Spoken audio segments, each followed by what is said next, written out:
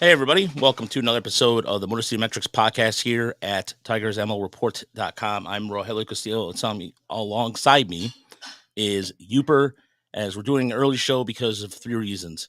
One, the Lions are playing the Packers tonight. And quite frankly, I know everybody in the city of Detroit or the Metro Detroit, and Uper, who is a Green Bay Packers fan, the game is on at 8 o'clock. And two, the Tigers have played a rare twin doubleheader. And just right now, actually, just a few minutes ago, Spencer Torkelson hit his 30th home run of the season, and he becomes the first homegrown Tiger to hit 30 home runs since Curtis Anderson in 2008, I believe it was. And he was the first Tigers homegrown first baseman to hit 30 home runs since Tony Clark did in 1999. So that comes on. The Tigers right now are up 7-3 in the top of the eighth inning right now, taking advantage of a really crappy bullpen. And it's the Royals. They're in the bottom of the AL Central for a reason. That's a bad watch. So plenty to get to, though. I did manage to catch up with the Tigers a little bit. The last few days I've been in Erie, Pennsylvania, as the SeaWolves won their first ever Eastern League title, taking care of Binghamton 10-0. And the SeaWolves bats came alive, and we'll talk about Erie here shortly. But it was one of those experiences that, as a reporter / whatever the hell you want to put title under, it was an awesome experience to get to rush the field. And what happened too was, Uper, I dropped my phone, and it was almost like a bum rush of people that were coming towards onto the field. But I got covered in champagne a little bit. But shout out to the Greg Coleman, Greg Gagne, for doing a fantastic job. They actually covered my expenses on Tuesday as a thank you, and wow, thank you to them. It was been a great season to cover. There's an article I just posted. You can find it over at Tigers ML Report about the SeaWolves and player development and some of the numbers that go into who has improved the most. So, for example, Sawyer Gibson-Long, who pitched a beauty today. His strikeout rate jumped over 7% from last year, Uber. So that bodes well for what the Tigers are doing overall in terms of developing pitching. I saw that Scott Harris did that interview with Johnny Kane, and we'll talk about that a little bit. We'll talk about Jeff Greenberg, the new Tigers GM. It took part of the morning I didn't get in from Erie last night until 2 a.m, so I've been playing catch up. Sure. And I did catch a little bit of the press conference. That was one I had a chance to cover, but I went to Erie instead. But I'll be down there this weekend to cover the Tigers' last homestand for Miguel Cabrera. So, but yeah, Uper, what's been going on, man? Well, I'll tell you, it's always a little melancholy the last week of the season when the playoffs aren't impending for us. So it's good to watch those last few games, get that last taste of baseball before winter starts bearing down on us. But it was really cool last night to potentially see Miguel Cabrera's last home run. We don't know. He might knock another one or two this weekend. It's very possible. But if that was number 511 to tie Mel Ott, is a pretty cool number. Because for whatever reason, Mel Ott, Mel Ott, kind of a short, strange name. 511 is kind of a memorable number. I could have told you that number for years now, Mel Ott 511. To see Miguel tie him, that'll be kind of cool and very easy to remember for me as well. But it was a classic Miguel Cabrera homer, long way to the opposite field. Didn't know he had that left in him, to be honest with you, that kind of power. But he sat on that first pitch fastball and he crushed it, and that was pretty cool. It's nice. The Tigers look like they're going to win today, this last game. They're going to sweep the series. The Royals came in pretty hot. They'd won 9 out of 10. And they were on a 6-game winning streak. They were playing spoiler against the Astros. I don't know if it was a little bit of a letdown to come into Detroit and play some games that didn't have much meaning after, having some fun against Houston. Yeah, the thing with the Royals too is you try to find things to highlight when you're talking about the other teams too. It's just kind of a what to talk about with the Royals, and we could talk about Yeah. the idea. Like, for example, Cleveland coming to town last night when I was driving through Cleveland. They had a lot of thank you Tito because Terry Francona is going to call it a year. He's going to be retired. He's going to be retiring after this season. Yep. So you're looking for things to talk about the Royals. And it's just, yeah, that exactly what you just mentioned, Uper. That's really about it. I mean, Bobby Wood Jr. season's pretty cool, but I mean, then it's overshadowed with Ronald Acuna becoming the first player to hit 40 home runs and steal 70 bases. 70. Really amazing stuff. Yeah. Even with the new rules, people talk about the new rules. So what? I mean, it's still 40 and 70. That's pretty good no matter how you slice it, no matter what rules they're playing under. Yeah. I mean, Bobby Witt Jr.'s had a pretty good in terms of season wise. He's just, by the way, he's one home run from having a 30 home run, 50 steal season. Or I'm sorry, he needs 2 steals to get to 50 stolen bases, and he needs 1 home run to get to 30. That's a pretty cool accomplishment too. Oh, no question. Yeah. But no, I agree with Christopher here on our YouTube chat. He says kind of a pass between the Cabrera and the Torkelson. Absolutely. There's a lot of symbolism behind that too. So, but yeah, as far as today with Sawyer Gipson Long, I just want to get to this impressive. Again, I know people are like, well, look who he faced and blah, blah, blah. It's the quality of the pitching here is in terms of what he's been able to do since he got called up. 20 innings, 26 strikeouts, an ERA of 2.70. But if you look at his baseball savant today, it's like just chef's kiss stuff here, Uper. I mean, this is a guy who, again, his K per rate went from 22% last year. Actually, let me make sure I got that. Make sure I have that right. But his K rate, it was jumped up almost 8% last year to this year. 8% points? Yeah. He had 12 swings and misses today. But looking at, we're gonna, you know what, we need to do this more often. I like to do like a player breakdown as we do these podcasts in the off season and kind of look at what works for a guy, what doesn't work. And here's what he did today. Let me just want to present this because that way, in terms of even like he didn't throw his cutter at all. That's what he's known for. Mm-hmm. And he did not throw his cutter today. And check this out, Uper. It's a thing of beauty here. All right, look at this. Like just fat. His called strikes and whiffs. Look at that. Just wow. Yeah. Change up, slider, fastball, top of the zone, doing a good job of keeping them off balance. And so, I mean, if you look at it from a standpoint of he doesn't have a lot of the velocity. You know what I mean? He's not a guy throwing like 99. I mean, but he hits 95 though, doesn't he? Yeah. But still, I mean, like I'm saying, average around 93, but to get those kind of like that's good command. That's good sequencing right there. And so just to give a lot of props on that. You know, here's the thing. People talk about who he's faced, and I don't think there's a few people, I've seen that too. He can't control that, number one. Right. And number two, the way to think about it is, fine, he's facing a couple of weak clubs. You should shut down weak clubs, and he did. So that's actually a positive, you know. So he's looked very good. And as you mentioned, the control is and the sequencing has been exquisite. It's been great. He certainly will have every opportunity to gain a spot, I would think, in spring training next year. Now, the good news is, with the guys that got coming back, I think there's going to actually be a pretty good dogfight for a lot of those spots. Yeah, and that's where we'll get to Erie here in a second, because that's where those spots come in handy. But here's what I was talking about, Uper. Top of the zone, fastball, sets it up with the changeup, sinker and slider right there.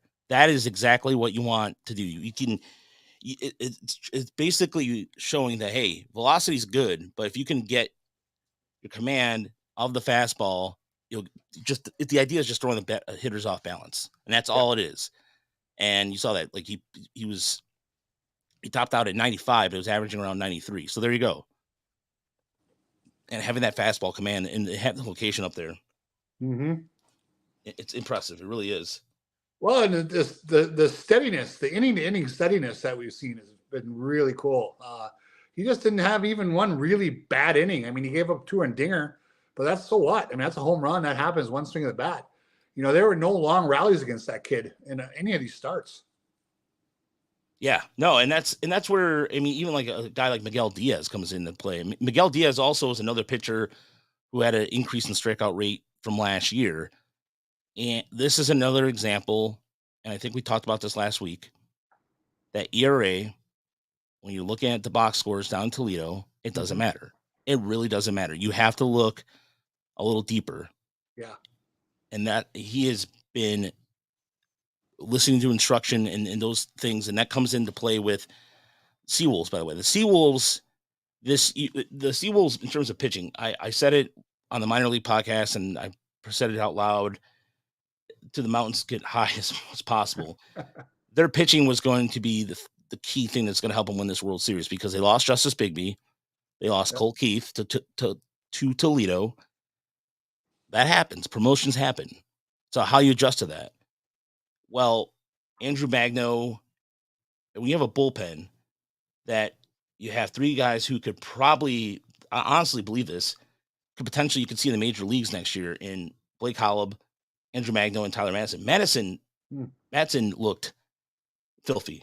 4 innings, so he struck out 7 4 innings, and they didn't even have a chance. Just everything top of the zone, and the way he goes over the top like that, just really same thing. His K percentage went from 32% last year to 37.90. Uber, 37% of the batters he faced, he struck out. That's unheard of. That's just insane. That gets you a look from the big club. Yeah. And with Magno, and with Magno too. Magno's got 2 different types of curveballs. He can really locate it, and his command has been granted a little off. But in the postseason, between those 3, they combined for, it was just essentially they allowed, I'm trying to remember, allowed 2 hits and 2 walks in over 9 scoreless innings. And this is overcoming a start where on game 1, the SeaWolves started Wilmer Flores, who hasn't started a game since his West Michigan. Sure. And that was a decision that came from the organization.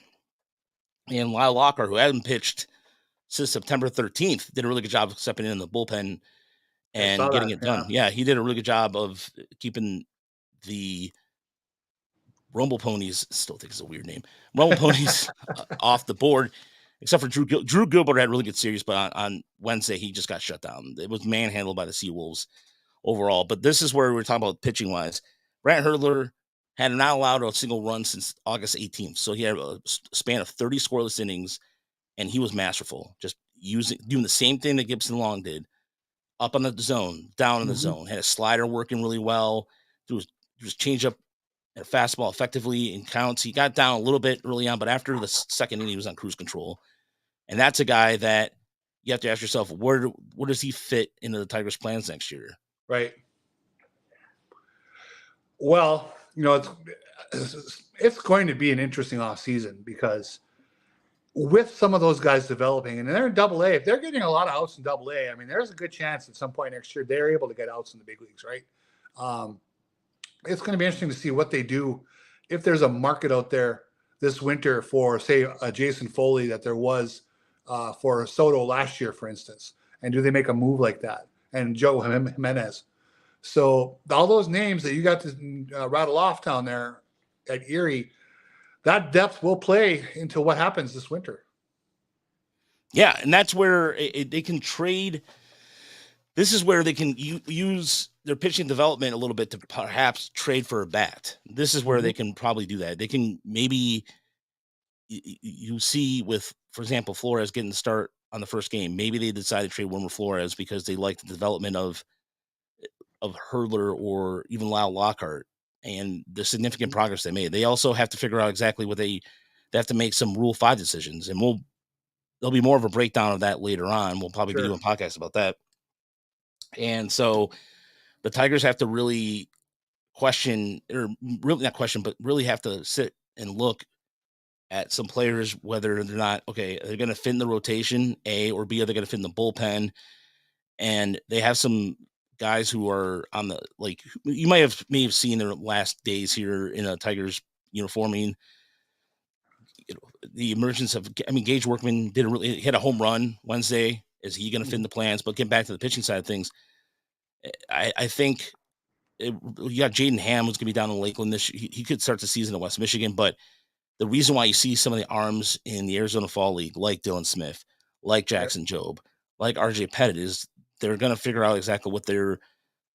I mean, with Jackson Jobe, it's simple, just getting innings against some really high quality talent. Right. Smith, same thing. Smith's been banged up all year. So do you make him a reliever? Do you continue to see, because you expect Smith to be in Erie next year, along with guys like Carlos Pena or Wheelkill Hernandez? How are they going to fit into that SeaWolves rotation is the next step. So be interesting to see what they get out of Colehep in the AFL as well. Because we've seen nothing of him, right? So if he can have a good outing there, and that puts him in, where do you think he starts next year? Is that at West Michigan? I think he'll start at West Michigan. It really depends on what he does in his interval. If he like blows people away, like I know Jeff Pontus of Baseball America and a lot of other people were big on him when he got drafted. If he can go in and really make a statement in Arizona Fall League, you could see him start in Erie. But I honestly think that West Michigan they might just do a slow ramp up because he's coming back from injury. Right. And he doesn't have to be there long if he looks good. Yeah. So no, it's going to be fun. I it's, as I said earlier, it's always sad to see the season wind down, but the Tigers are playing with some purpose. It looks like they're having fun and they're winning. And it's always hard to read body language, but they look like they expect to win the last couple of weeks, when they're on the ball field. And so they're going to end on a high note, playing pretty well. I think it's going to be a pretty active offseason. I cannot imagine Scott Harris is as reserved this offseason as he was last offseason. I think there's going to be a lot of action this year. I'd be really surprised if there wasn't. Yeah, because I mean, him and Jeff Greenberg are going to work the same way that him and Fahey work in San Francisco, like the kind of synchronicity among just being on the same page with everything. So they've worked together with the Cubs. That was talked about a little bit. We're talking about Baez, and I don't know why people were just getting so Baez might opt out, and there's a certain well, good riddance, and it's just again, that's another podcast for another day. Baez admitted that he tried everything and didn't work, and then there's people still giving him crap about it. I don't understand. Yeah, it is ridiculous. It's just some signings don't work. That's just how it is. He's still, could he rebound potentially, but it may just end up being something they got to eat, and that's just how it is. It's nothing worth getting upset about. Yeah, there's a thing too where one of the things that I thought that was interesting too that was coming out of the press conference by the way, the Tigers just went final. They won 7-3. They're 76-83. They are in second place. They're, as Cody Staberhagen said at The Athletic, they are 37-33 in the second half. They are 74-74 since their 2-9 start. That's a good one, Post. Wow. And so you wonder about the health, what could have been. So yeah. Oh yeah, I mean, if Riley Green was healthy a little bit more this year, they could have let's say they got 140 games out of him instead of 99, right? We had to wait a long time to get Skubal back. If he'd been around for most of the year, could this team have chased after the Twins? I think you can make that argument. Yeah, I mean, you could. There's a thing where I think looking at. Sorry, I was just distracted there for a moment. One of the things you can look at for as far as the Twins go too is you have what to do similar with Brian Buxton. I wrote about this too, about Riley Green and what the lessons they're going to learn with Riley Green and how they play him going forward. Because when Brian Buxton is taking cortisone shots and your manager's telling you essentially he can't be on the field, that's a problem. And I think the Tigers can take a lesson and learn and do the opposite of what the Twins are doing now. And so I like what Javi Baez said here in our chat. He says, Harris's first offseason was similar to Theo's first in Chicago. Yeah. I mean, I look at it this way. and just knowing going to these games and being down there quite a bit, he really was assessing everything. I mean, if Mm-hmm. you look at it quietly in a standpoint of, for the first time ever, you hear about the player development list. When a player would struggle, and all of a sudden they're sent away to Lakeland in the player development list, and so what's that all about? And instead of struggling through a minor league season, they were sent down there and they worked on whatever. But there was Uper, and you saw this too. There was players that were in the system for a while, just slowly just kind of go away Mm-hmm. and filter out. And I think Harris really had to look at, it's either you shape up or you're out. And there's not this thing of contention, or not the thing of contention, but this, it's not stagnant anymore. You either perform or you get out. Yep. Makes sense. That's the way to be. I mean, Yeah. We made that, people talked all the time about how Alavila would let guys kind of hang around and hang around and hang around. Yeah. Yeah. But it's also, it's a thing too, where if there is a fundamental time, either to put roster fodder, if you will, or just to place a roster versus, okay, how's he going to actually contribute? I mean, for example, I look at Gage Workman as an example of this too, where Gage Workman, they now had him exclusively batting on the left side, but this was a battle. This was a battle for him going back and forth to be a switch hitter, and then you saw some progress, and then he would strike out and have a golden sombrero.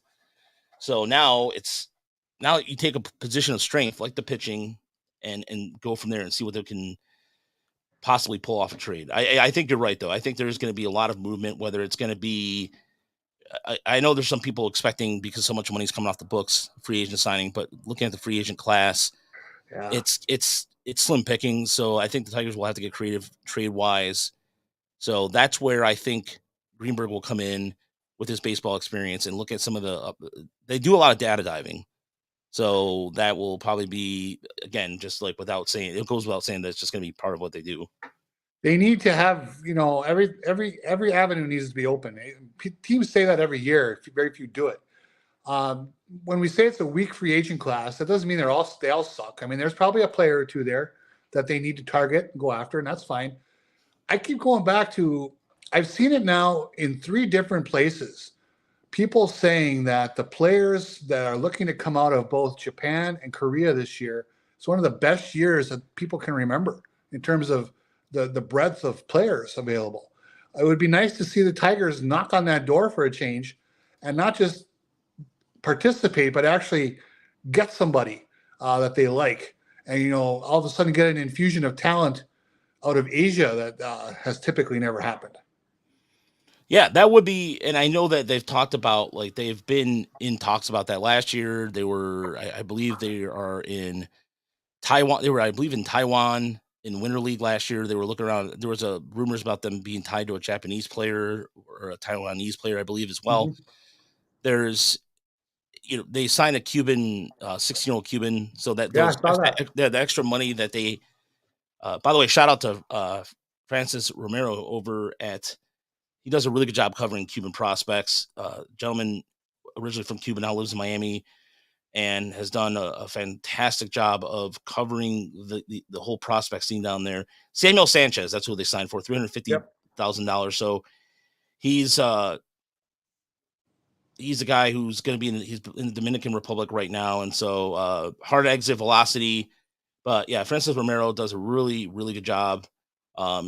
He does writing. He's also there's a book on the dream versus reality of Cuban baseball too. It's all in Spanish, but if you get an English translation of the book, it's really good. Highly recommend it. So, but yeah, there is you get creative, Uper. I mean, and we'll eventually break that down too. And there is some free agents on the pitching side of things. Javi Baez has indicated, and that's true. But I don't know. If I really think they should go after another bat. I mean, I really, really want. Mm-hmm. I think it would be ideal for the Tigers to pursue another power bat. No question about it. I mean, that would be the number one priority for me. The obviously position, who they have, you're probably looking at what, second baseman or an outfielder, depending who they want to play at third. If it's going to be Colt Keith or where they want to play him, it's going to be very interesting to see. And does the trade open up a spot that we don't even know about right now? If Lynn Henning is right and they trade Tarek Skubal, who else is going to go? I mean, is Kerry Carpenter involved in the deal? I mean, there's just a lot of things that could happen this winter if this gets as hairy as people are speculating. Yeah, there's as I was saying, like you can build off the buzz of them finishing second place. There's a lot of things you can build into momentum wise, and who they have at the front office does help. I mean, if you look at, somebody mentioned the Diamondbacks, their Double A affiliate also won the I believe it's the Southern League title. Yeah, I think so. So there's a lot. I mean, Lakeland made the playoffs, of course, without a lot of pitching staff. I mean, the pitching in Lakeland was less than ideal, to put it lightly. So Juan Soto might be available. Do the Tigers have the players require him? I would say because 2 years of control left, right? Yeah. Wow. Obviously a fantastic player. Okay. Maybe not a great defender, but he's a 400 plus on base guy, 500 plus slugging guy.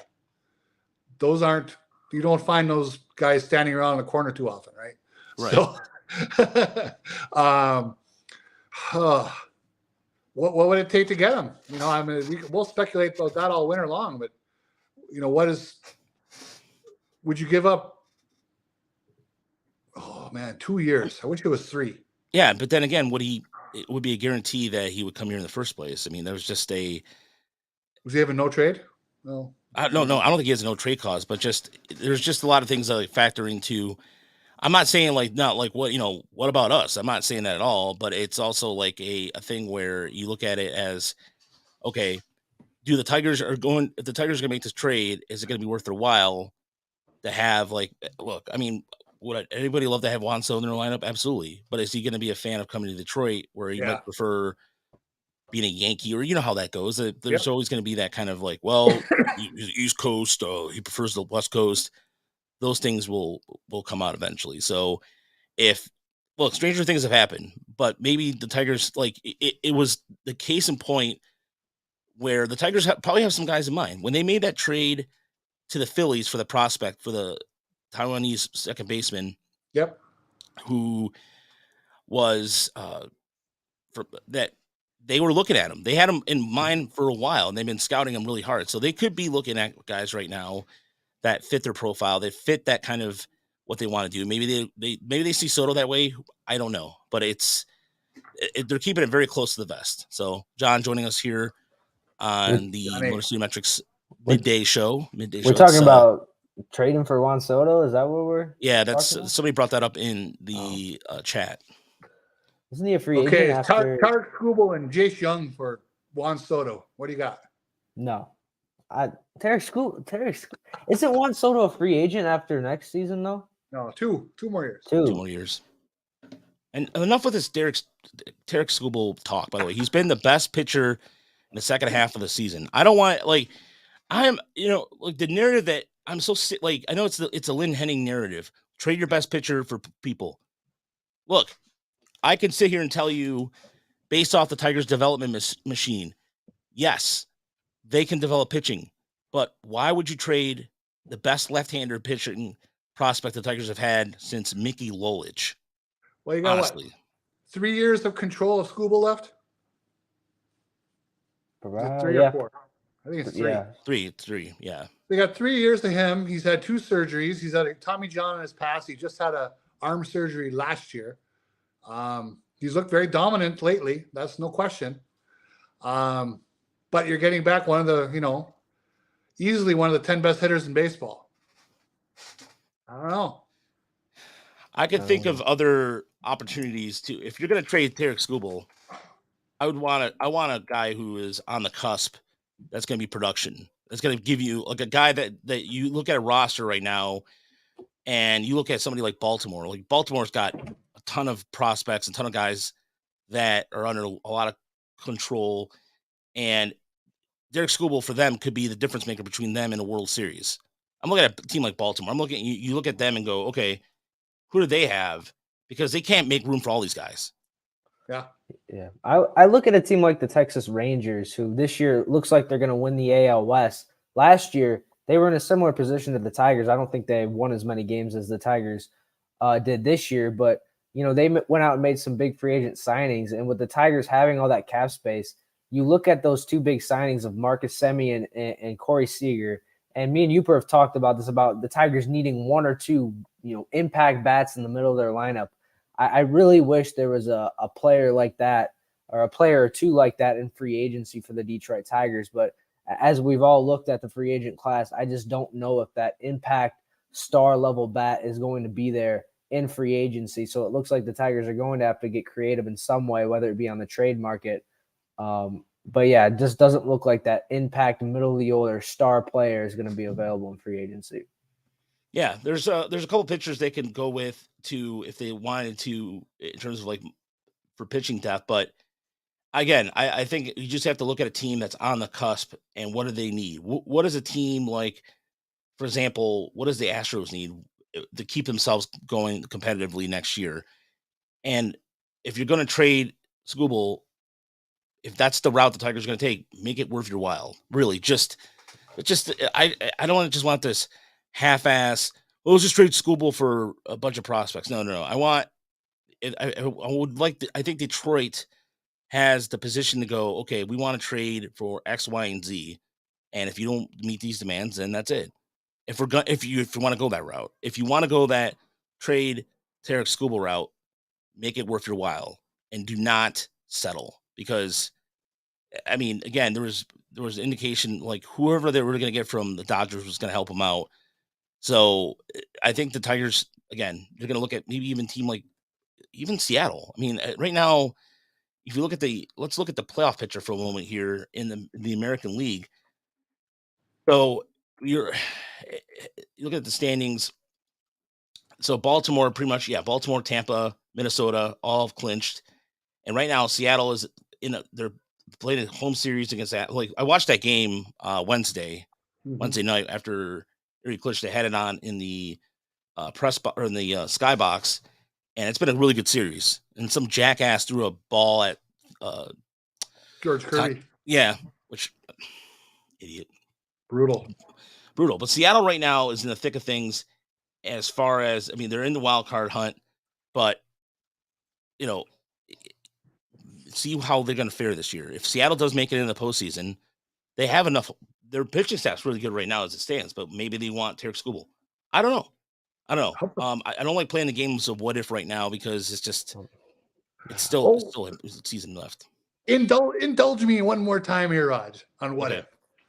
Envision, if you will, left of Riley Green, Torkelson, Juan Soto, all under the age of 25 years old, in your 2, 3, 4 spot in your lineup every stinking day for the next couple of years. Assuming Riley Green can play every day for the next couple of years. But anyway, that's an offense. I mean, you got an offense cooking there. That's a Tigers fan wet dream. That's like that's a trade that happens when you put on the show, you play MLB The Show, and that's one of the trades you want to do right away. That's a video game like fantasy, and I don't like. I'm maybe the crumb. I'm the grouch of the group, if you will, but I like to leave things in basis of reality. Whenever Chris comes back, I know Chris would agree with me and just go, like I don't know, it's. Yeah. You can't always live in reality land. I would just say wait till free agency. Like I'm not for trading all our entire farm system and our pitcher who looks like he's a Cy Young level pitcher in Tarek Skubal. Just wait a couple years in free agency. Like the Tigers are still really young. Like Torkelson, this is only his second year. Like we got time. I think that's the one thing I'm thinking of and noticing is a lot of people want to win the division next year, but We have time. We have a lot of good prospects. Scott Harris I feel like he's completely turned this farm system around and really elevated it. Let's just wait. Let's stop right here. Let me stop you right there. Scott Harris is getting a lot of credit for his farm system, but it's not Scott Harris. Scott Harris deserves some credit. Yes, no doubt. But Ryan Garko, Gabe Rivas, all these guys in player development deserve the credit. Harris is just overseeing the whole thing. And they were Al Avila hires. And whether you like it or not, it doesn't matter. I mean, I'm not going to do this Avila thing or anything like that, but it's them putting systems into place. That's it. There's systems in place that have never been again, covering the system since 2018. It is night and day. When you talk about players basically saying, oh yeah, the nutrition's better. And just simply that, that's the first thing they say. So what's the biggest change? The nutrition. That's huge. Yeah, huge. So again, I just want to make this clear, crystal clear. There's other people besides Scott Harris deserves the credit. Gabe Rivas, Ryan Garko should get all the credit. They've done a lot of things between him and Robin Lung, the new assistant Tigers pitching coach. It's a whole team thing. That farm system has improved leaps and bounds based off of these guys before. We started last year. We started to see the little things with it with Kerry Carpenter and the pitching. And like I said, there's an article I just posted about the stats. But sorry, John, I just wanted to make sure it's just not just Scott Harris. No, we're all learning. You come to this podcast to learn something, and we're all always learning something. But I mean, you mentioned Kerry Carpenter. I don't know if you guys have touched on that yet. Are you guys fully on the Kerry Carpenter board? Do you really think he's going to be here for the next, let's say, 6 to 8 years? Do you really believe he's going to be this impact level bat in the middle of the order? Is there enough sample size there to where you're ready to label him as a middle of the order bat for the next 5 years or so? You know what's interesting to me? He's in a bit of a homer drought right now. It's been quite a while since his last home run, but he's kept his batting average up around 288 and he's getting on base. I think that's actually a good sign that, he's gone through this little stretch without a lot of extra base power, but he's still contributing without the home runs. I think that gives us some sign that they can continue to count on him at least through next year and give him that first shot at a spot in the lineup, unless the deal comes that, they want to move him more. I would say this. He's not to the point where he's untouchable, right? Where it's unassailable that no one could beat him out for a job next year. Sure, they could. He's not that proven, but I think that he has gotten through the year where he has contributed enough where they can feel pretty comfortable with what they've seen. Yeah, and as I'm coming up with topics on the fly here, Raj, I want to get your thoughts on this. Andy Ibanez. I want your thoughts on Andy Ibanez as the Detroit Tigers starting second baseman next year, because the more I look into it, Andy Ibanez as the Tigers starting second baseman next year would not be the worst thing in the world. Wrong! Look at the numbers, man. What do you do with Cole Keith then? What do you do with Cole Keith? You're going to let him sit down in Toledo again? Wrong! No, John. No. I'm you just can keep him as a utility player, but wrong. Do not. You have Cole Keith. You have enough with Jace Young to even consider him a possibility of starting second base. He's getting time at third in the Arizona Fall League for reasons that are pretty clear. The Tigers are considering everything. I'm sorry, John. I love Andy. I love Ibanez. He's a fellow Cubano, and I have nothing but respect for him. But this time, you're very wrong. I just think he's so underrated. Like, his OPS is 20 points lower than Spencer Torkelson's, and Torkelson is getting all this praise when Andy Ibanez has almost been just as good a hitter as Spencer Torkelson. I just feel like he needs credit. Wrong. I've been on the Andy Ibanez train. We had this discussion a few weeks back, and I just looked up his numbers before the show. Actually, after he got that base hit for an RBI tonight. He's a good player. I think he's a league average bat. He plays several positions. I like the guy. I really do. If we had this discussion, I think we said McKinstry, Short, or Ibanez, who you keeping? I took Ibanez first all day long in that threesome. But I think he is. I go with Raj 100%. He's a utility guy. He's a guy you're going to keep on your bench, and you can play a bunch of different places, and he's never going to embarrass you in the field, and he can hit a little bit. He played that kind of role this year, and he got into 109 games. And I could see that happening again next year, just not as a starter. Yeah, just the depth you have in the infield, like Raj mentioned, Colt Keith, Jace Young, Ibanez. I don't really see McKinstry playing a big role next year. It seems like the infield, it's kind of figuring itself out a little bit, but I still think they're going to need an impact bat that could be very well an outfielder or a DH, as we've talked about on previous podcasts. Yeah, again, just one of those things where I just look at the fact that the Tigers are in a position where they can kind of look at bringing somebody up eternally. And so I again, nothing against any Baez. Baez has done a very good job of being the guy who's been able to anything AJ Hinch has done. And same thing with Tyler Nevin's done a pretty bang up job too since being called up. So there's a lot of things you can sit here and say, but it's at the same time, you still have to figure out exactly what you're going to do also with Justin Henry Malloy. And so, and I would agree with the old BK in here. He says they need multiple impact bats, 29th in OPS and 29th in runs scored. No, there's sometimes where this offense is either feast or famine. And a lot of times it was famine. It was a lot of, trust me, the power compared to last year. And last year was atrocious. I mean, it was one of the worst hitting teams of all time. Painful. You were absolutely correct. Painful. Yeah, it just feels like they need a star. Like, honest, they just need that guy they can put in the middle of the order that can just produce for them and be that guy for them. I mean, we've so used to Miguel Cabrera being that guy since 2008. We love Torkelson, we love Green, we love Kerry Carpenter. It just doesn't seem like they're there yet, and who knows if they'll ever get there. I think a lot of people have faith in Torkelson being that middle of the order guy that can carry a lineup. It seems like they have the depth pieces like Ibanez, like Jake Rogers. I think Parker Meadows is showing a lot with his kind of resurgence over these last 15 games, is hitting 286. It seems like they have those guys on the fringe. They just need that one guy they can just stick in the middle of the order and take pressure off all these young guys and be that guy for them. Yeah. There's, the Tigers from 12 through 26 on the roster, they can put together 12 through 26. They need stars in 1 through 11. I mean, that's kind of what they need to develop. They need premium talent. Hopefully Colt Keith is one of them.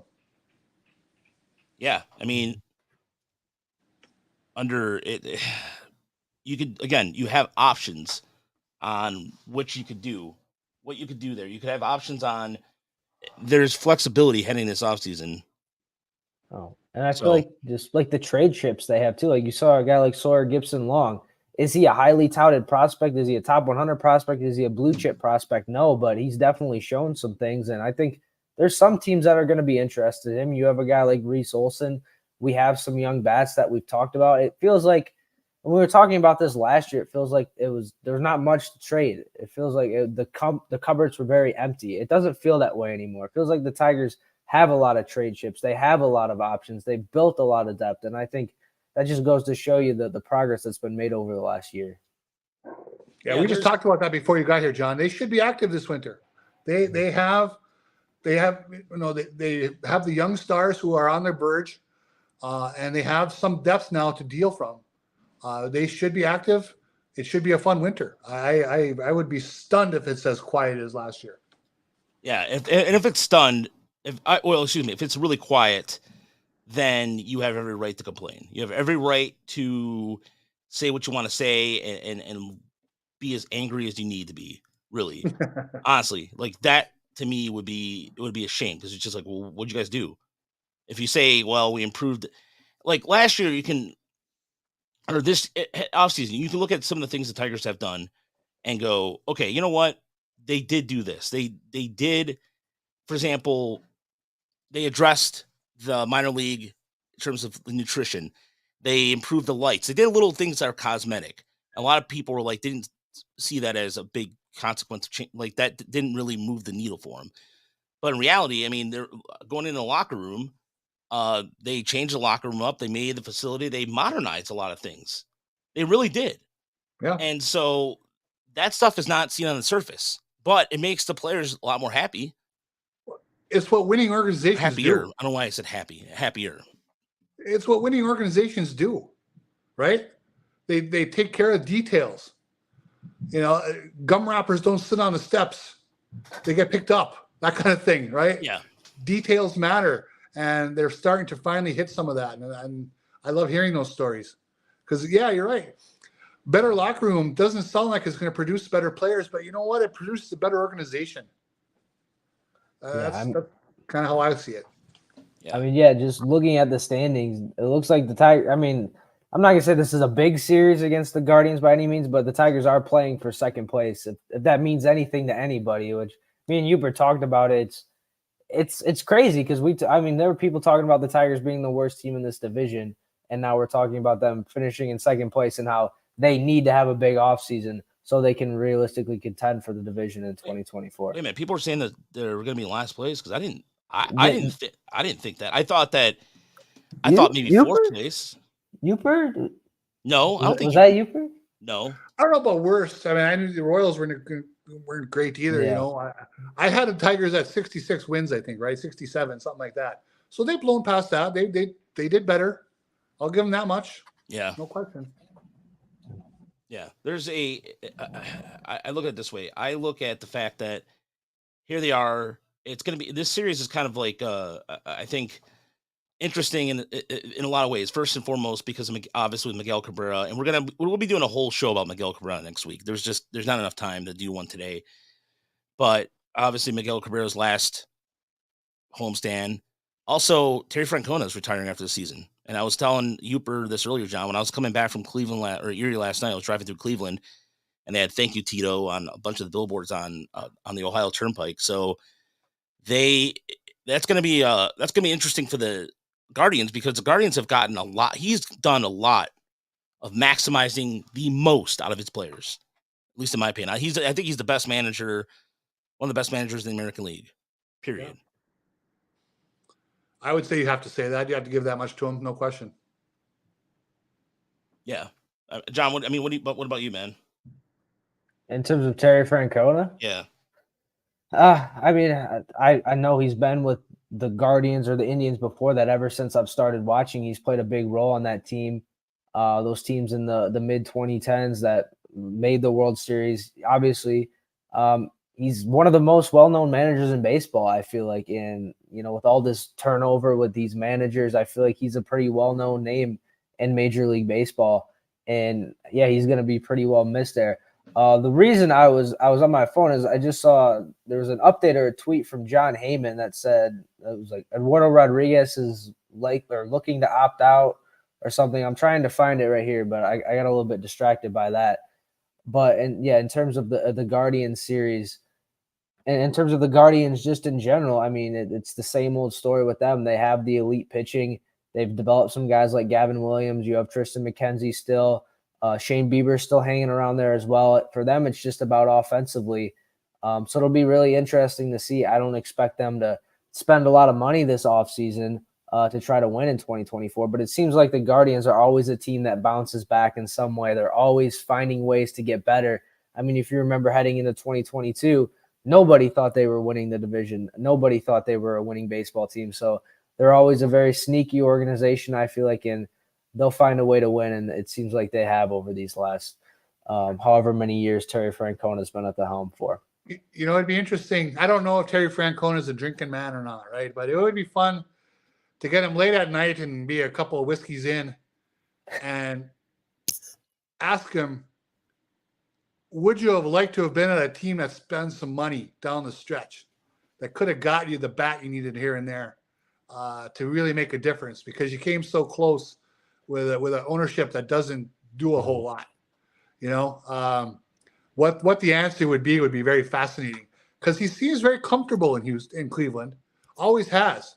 They love him there, and he seems happy. But again, so many years where they traded away stars and didn't really bring in a whole lot to help him out, and he made do with a lot less than some. Does that wear on you after a while? Right. Raj, I don't know if you saw this. Per John Heyman, Eduardo Rodriguez is expected to opt out of his 3-year, $49 million contract this offseason. I didn't see that, but I'm not surprised. Again, it's the way I put this in my article on Fansided. The way he worded things, it's like corporate talk. When you hear and when you get in the corporate world, there's a lot of times they use buzzwords or certain things where it's non-committal, and you're like, "What did he just say?" or what did she say? Same thing. I'm not surprised. To me, it just makes sense because he's going to be the top dog in the market. He's going to command a lot of money. And watch Baltimore. Well, I don't know. Baltimore's really, yeah. Old BK. This is my shock face. And I wish I could tell you guys the player that they were going to get from the Dodgers. I can't though. But they was going to get a catcher. Sure. That's gonna piss people off. Trust me. Well, we got Jake Rogers.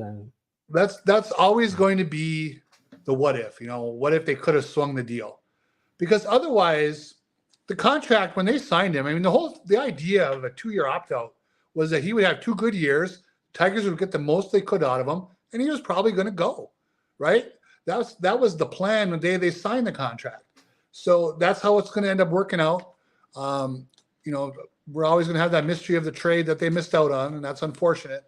But to be honest, since he's come back from the pulley injury, he's only been okay. He hasn't been great. He's had a couple great starts, but he hasn't been night in, night out a top pitcher. And let's also be honest, he's missed significant parts of the last 2 seasons. He's not necessarily a soft tosser, but he's not a power arm either. He's going to be going into his 30s, 3 more years. Who knows what he does over the next 3 years? I would have been fine if he stayed. They wouldn't have had a choice if he wanted to, but I don't have too many resignations about him leaving. Yeah. To me, if he leaves for nothing, then you have to replace him with a pitcher as equal value or better. Because I feel like for Tigers fans, with all the money you're going to have in free agency and you not being able to capitalize on him at the trade deadline, you have to replace him in some way. And there are some pretty good free agent pitchers on the market. Sonny Gray, be able to steal him from a division rival would be huge. Aaron Nola is going to get a lot of years and a lot of money. But to me, if you're not bringing back Eduardo Rodriguez, which I agree with you, Uper, he's 30 years old. He's been a little up and down. He's bounced back pretty well from the injury, but he did have a couple of rough starts. I mean, this is arguably the best season of his career. Never really been that true ace, never really been that true Cy Young level pitcher. I don't know if you really want to commit 4 or 5 years to him when there's another pitcher on the market that you can go out and sign that's, let's be honest, just another level better than him. Is just like Aaron Nola is a Cy Young level pitcher. Sonny Gray is a Cy Young level pitcher. I don't know if you can say that about Eduardo Rodriguez, but if you are to lose Eduardo Rodriguez this offseason, I feel like they need to replace him in some way.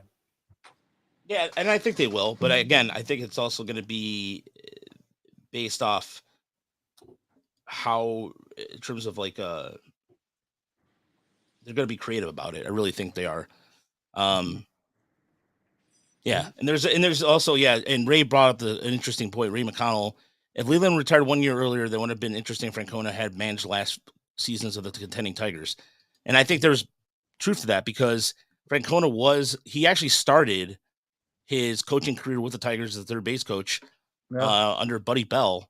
I believe in 95 was Buddy Bell's first year, or 96. I can't remember off the top of my head right now. Yeah, I think 95.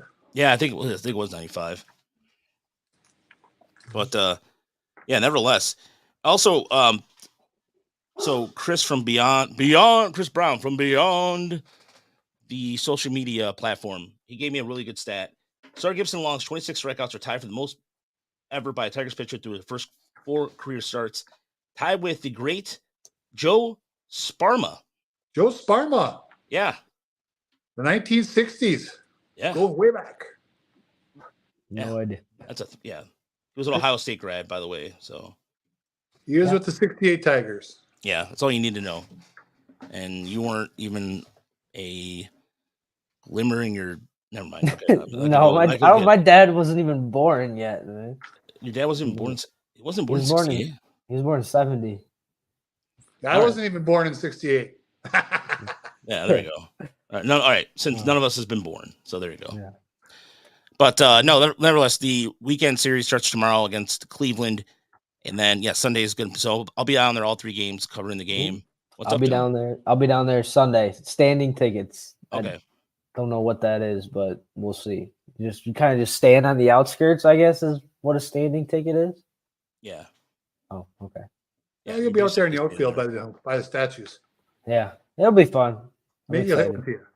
Yeah. Oh, that'd be awesome. That'll be fun. Can't wait. It'll be a good time. Yeah, it'll be a very, very good time. But yeah, I'll be out there covering and sitting in the press box this weekend. I've been focusing way too much. Well, not too much, but Erie's been top of mind because Erie's had a really good year, and I again want to thank everybody over there on the SeaWolves staff. Did a fantastic job of just being hospitable hosts, providing information and what have you. And so it's been, it was a great season to watch. A lot of good baseball too. I mean, you saw the rise of Cole Keith just dominating. You saw Justice Big B come about, and so it's given the Tigers a lot to think about this offseason. And so, well, I'll tell you, Raj, just for the coverage, Tigers minor league report, and when we do talk about it here, and the connections that you have, and how often you've been there, and Chris, it's given, I think, anybody who listens to this show a much closer connection to that championship of that team than they normally would have had. So that's been really fun, and it was fun having you there this week with the reports that you were sending out. It was pretty cool. Yeah, and I much appreciated it. And yeah, you're right. It's been great. And again, it wasn't for some of the inside. I've built a lot of inside knowledge or insider knowledge and stuff like that I've been able to share here and there. And it's been a great resource, and I'm beyond grateful for it. And hopefully, again, if you want to contribute a couple of shekels to the Tiger Minor Report, there is a PayPal link on our pinned to our Twitter account. So you want to go there, or you go to our website, you can find it. Just if you want to, great. If you don't, you don't. It was so funny because I was just telling you, John, that the Erie SeaWolves covered my trip on Tuesday completely, and so they didn't have to do that. It was very nice of them, and it was again one of the better experiences I've had in my life. It was the first time I ever covered a championship team like that, and so go behind the scenes and then getting the champagne a little bit when it was spraying everywhere, and watching these guys just after the culmination of just all the hard work that got put into it. So, and Perry, you're absolutely right. Yes, Joe Sparma was one. I mean, he was, I guess, from my understanding, from what I was reading, that Sparma was kind of like a very even keel guy. He didn't get up, he didn't get too down. He was kind of like I guess he had a lot of really a lot of promise, and I guess from my understanding didn't live up to what fans have expected him to. But anyway, also make sure you go to get all the I just got to plug the SeaWolves because it's important. They have all their merch online starting on Saturday. So if you want to get your championship merch, go to the Erie SeaWolves website and check that out. And they'll have all the sizes available and all that stuff. So by all means, I mean, I don't know, I might be a merch whore right now, one of them wearing, but it is what it is. That's right. So, but on that note, we'll be back probably more likely Monday or Tuesday. We'll be doing a show as the season's over and we have none of the time. We'll be talking postseason too. So we'll be around for the postseason. I can't wait for that to happen. So we'll be back probably Monday or Tuesday. Like I said, just got to figure out the logistics of it all, but sit back and watch the Lions and Packers tonight. Oh, I wanted score prediction. I wanted to ask you guys. The Lions and Packers. Yeah. We got Packers guy, Lions guy. Honestly, John, I haven't really been paying attention all week with like injuries and all that stuff, but I think the Lions win by a touchdown. I really, it's as generic as possible with that because I haven't had a chance to really check it out. Lions have the more veteran quarterback. I always kind of lean there in big games. Packer offensive line is beat to hell. They put Bakhtiari on the injured reserve today. I predicted Lions 26-14. All right. Well, if we're going by scores, then I think. All right, I'm gonna go Lions. Lions 21, Packers 10. There we go. That's just as generic as it sounds. Yeah.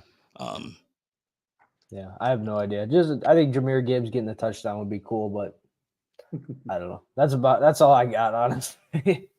I'd rather see Miguel hit another homer, get past Mel Ott this weekend. That'd be something that'd make me pretty happy. Yeah, I'll take that. Over a Lions win any day of the week, honestly, which I'm probably not supposed to. But yeah, so old BK, by the way, says Lions 24, Packers 13. So we'll be back, like I said, we'll be back early next week, and we'll give you the off-season schedule. We're going to be doing some shows. We're going to be doing some flashbacks to some older teams. We're going to change things up a little bit. Next Thursday, by the way, is just for, you guys don't know this, but I just wanted to announce it. We're going to be doing a Discord show. So I have a couple guys from our Discord. So it's just going to be a roundtable of Discord people as I'm hosting guys that our Tigers Discord have been moderators.